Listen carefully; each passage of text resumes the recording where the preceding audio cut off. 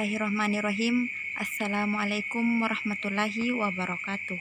Alhamdulillah, kita diberi kesehatan dan kesempatan untuk melanjutkan materi ini. Baiklah, saya akan membawakan materi tentang paragraf.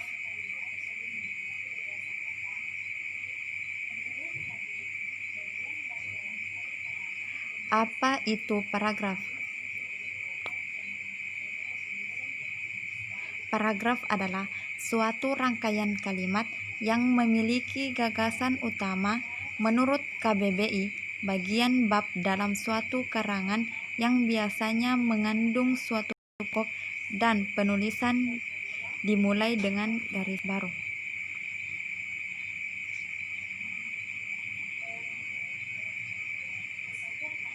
Syarat-syarat paragraf. 1. Kesatuan paragraf. 2. Kepaduan paragraf. Kesatuan paragraf yaitu dalam sebuah paragraf terdapat hanya satu pokok pikiran. Kepaduan paragraf dapat terlihat melalui penyusunan kalimat yang logis dan melalui ungkapan pengait antar kalimat. Pembagian paragraf berdasarkan bentuknya. Paragraf deduktif. Paragraf deduktif adalah suatu paragraf yang kalimat utamanya terletak di awal paragraf. Dalam paragraf ini diawali dengan kalimat utama yang menceritakan sesuatu yang umum, baru kemudian menceritakan hal-hal yang bersifat khusus. Paragraf induktif. Paragraf induktif adalah sebuah paragraf yang kalimat utamanya terletak pada akhir paragraf. Kalimat tersebut pada umumnya berisi sebuah kesimpulan dari gagasan-gagasan penjelas yang telah diuraikan mula-mula dikemukakan fakta-fakta ataupun kemudian fakta-fakta tersebut digeneralisasikan ke dalam sebuah paragraf. Paragraf campuran deduktif induktif. Paragraf campuran adalah sebuah paragraf yang gagasan utamanya berada pada awal kalimat pertama dan kalimat terakhir. Tetapi bisa juga dikatakan bahwa paragraf campuran adalah sebuah paragraf yang dimulai dengan mengemukakan kalimat utama dan diakhiri pula dengan kalimat utama.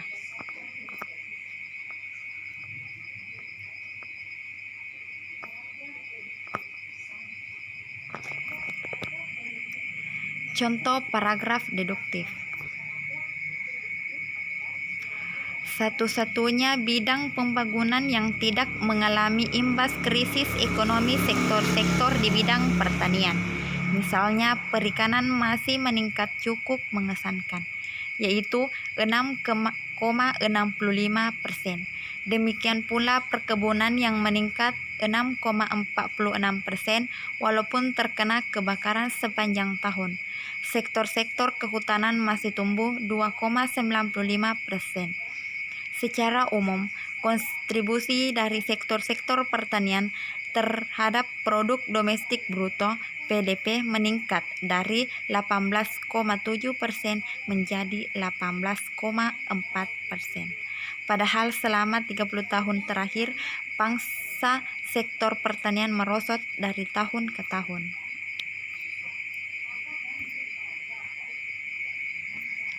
Contoh paragraf induktif. Baik di Indonesia maupun di negara sendiri, Shinchan tidak dianggap sebagai role model yang baik buat anak-anak. Protes pun bermunculan. Ruang surat pembaca di koran-koran dipenuhi dengan keberatan para orang tua terhadap komisi yang laris manis itu. Umumnya surat itu datang dari kalangan ibu. Menurut mereka, dalam suratnya kelakuan negatif Shinchan ternyata diikuti oleh anak-anak. Shinchan di mata para orang tua Indonesia adalah seorang kecil penebar virus. Contoh paragraf campuran deduktif dan induktif. Dalam kehidupan sehari-hari, manusia tidak dapat dilepaskan dari komunikasi.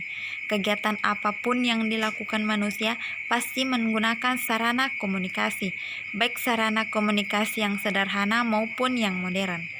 Kebudayaan dan peradaban manusia tidak akan bisa maju seperti sekarang ini tanpa adanya sarana komunikasi.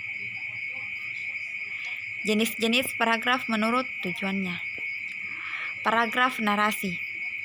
Paragraf narasi adalah sebuah paragraf yang isinya menceritakan suatu kejadian tertentu yang telah disusun secara berurutan. Adanya paragraf ini berfungsi sebagai penghibur bagi pembaca. Ciri-ciri dari paragraf narasi: adanya tokoh, konflik dan setting atau tempat, adanya alur cerita yang disampaikan secara berurutan, dan terdapat sudut pandang. Contoh paragraf narasi. Suatu ketika aku sedang berjalan menuju sekolah. Aku melihat Rani yang sedang asik berjalan dengan sangat tergesa-gesa.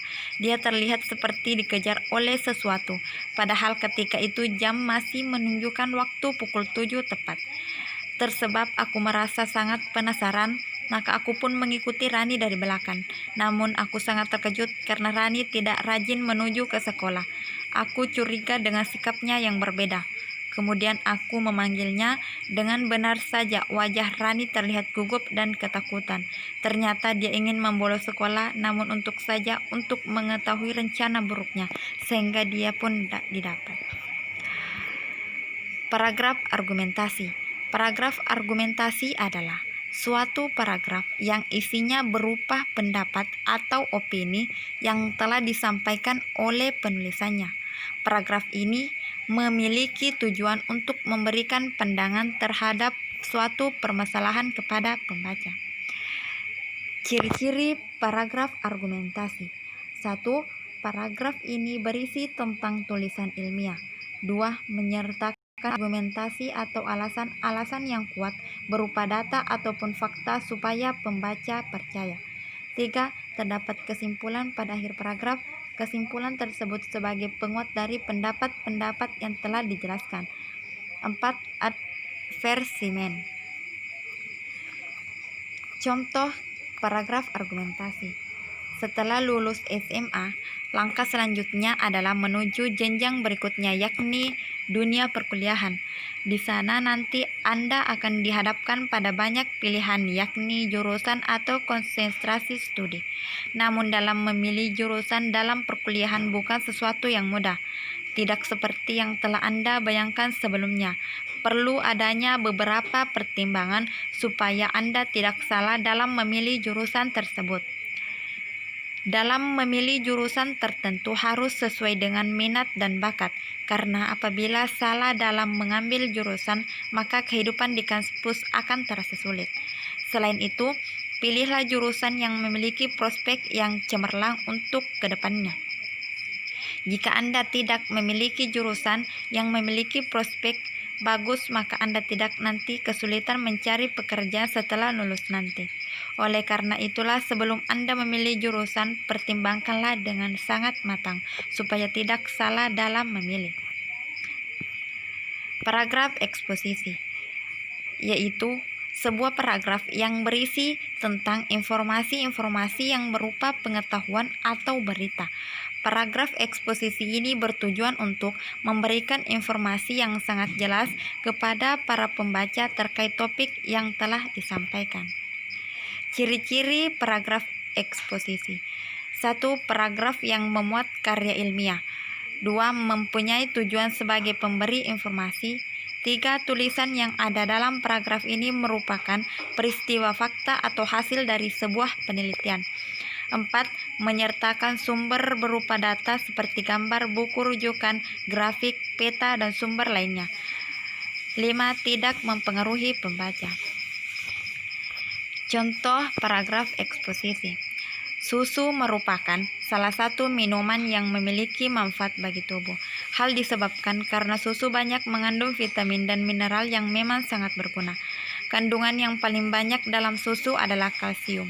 Zat inilah yang akan membuat tubuh dan tulang manusia menjadi kuat. Susu ini juga dapat membantu dalam pertumbuhan tulang supaya menjadi lebih tinggi. Selain kalsium, susu juga memiliki kandungan protein. Saat ini tertentu sangat berguna bagi tubuh sebab cepat membantu membangun sel-sel di dalam tubuh manusia. Paragraf deskripsi. Paragraf deskripsi adalah sebuah paragraf yang berisi tentang gambaran-gambaran suatu benda atau objek.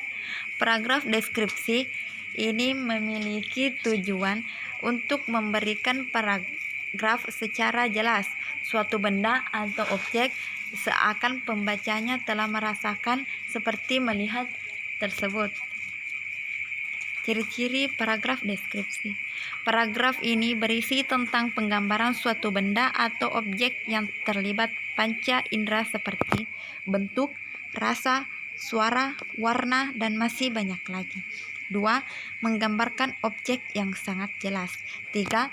Banyak dikemukakan kata-kata sifat seperti tinggi, rendah, dan kecilnya.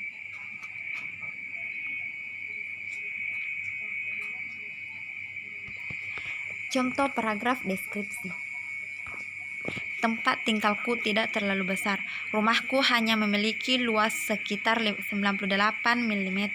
Dengan luas seperti ini, aku hanya memiliki 3 kamar tidur, 1 kamar mandi, ruang tamu, keluarga, dan dapur. Paragraf persuasi adalah paragraf yang berisi tentang ajakan atau himbauan yang telah ditujukan kepada para pembaca. Paragraf ini memiliki tujuan sebagai pengaruh bagi pembacanya supaya mempercayai atau terpengaruh dengan apa yang telah disampaikan dari penulis di suatu penulisannya. Ciri-cirinya: 1. Menggunakan bahasa yang menarik untuk mempengaruhi pembaca. 2. Menggunakan kata-kata ajakan. 3. Memiliki kata-kata yang mendukung supaya pembaca terpengaruh. Contoh paragraf persuasi. Tempat yang kumuh merupakan sebuah tempat yang menjadi sarang penyakit, sebab banyak kuman dan bakteri yang dapat menimbulkan penyakit. Oleh karena itulah mari kita jaga kebersihan supaya terhindar dari penyakit yang mematikan. Nah, itulah tadi pembahasan tentang pengertian dan jenis-jenis paragraf. Kesatuan kalimat dalam paragraf. Kesatuan alinea. Yang dimaksud dengan kesatuan ialah bahwa alinea tersebut memperhatikan dengan jelas suatu maksud atau sebuah tema tertentu. Untuk memberi gambaran yang jelas tentang kesatuan yang terkandung dalam sebuah alinea, maka cobalah perhatikan kutipan berikut. Sifat kodrati bahasa yang lain. Yang perlu dicatat di sini ialah bahwasanya tiap bahasa mempunyai sistem ungkapan yang khususnya dan sistem makna yang khusus pula, masing-masing lepas, terpisah, dan tidak tergantung daripada yang lain. Sistem ungkapan tiap bahasa dan sistem makna tiap bahasa dibatasi oleh kerangka alam pikir bahasa yang memakai bahasa itu, kerangka alam pikiran yang disebut di atas. 4. Macam cara untuk menempatkan sebuah kalimat topik atau kalimat utama, yaitu pada awal alinea. Dengan menempatkan kalimat pokok pada awal alinea, gagasan sentral tadi akan mendapat penekatan wajar. Alinea semacam ini biasanya bersifat deduktif, yaitu mula-mula mengemukakan pokok persoalan, kemudian menyusul uraian yang terperinci. Kalimat lain dalam alinea tersebut harus dipusatkan untuk memperjelas ide atau gagasan sentral tadi. Cara ini merupakan metode yang baik. B. Pada akhir alinea. Kalimat topik dapat pula ditempatkan pada bagian akhir dari alinea tersebut.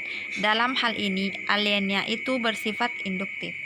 Cara ini lebih sulit tetapi lebih efektif, terutama dalam mengemukakan argumentasi. C. Pada awal dan akhir. Kalimat topik dapat pula ditempatkan pada bagian awal dan akhir pada alinea. Dalam hal ini, kalimat terakhir sering mengulangi gagasan dalam kalimat pertama dengan sedikit tekanan atau variasi. D. pada seluruh alinea. Kalimat ini terdapat juga termuat dalam seluruh alinea. Alinea semacam ini terutama dijumpai. Sekian dan terima kasih. Itulah tadi materi tentang paragraf.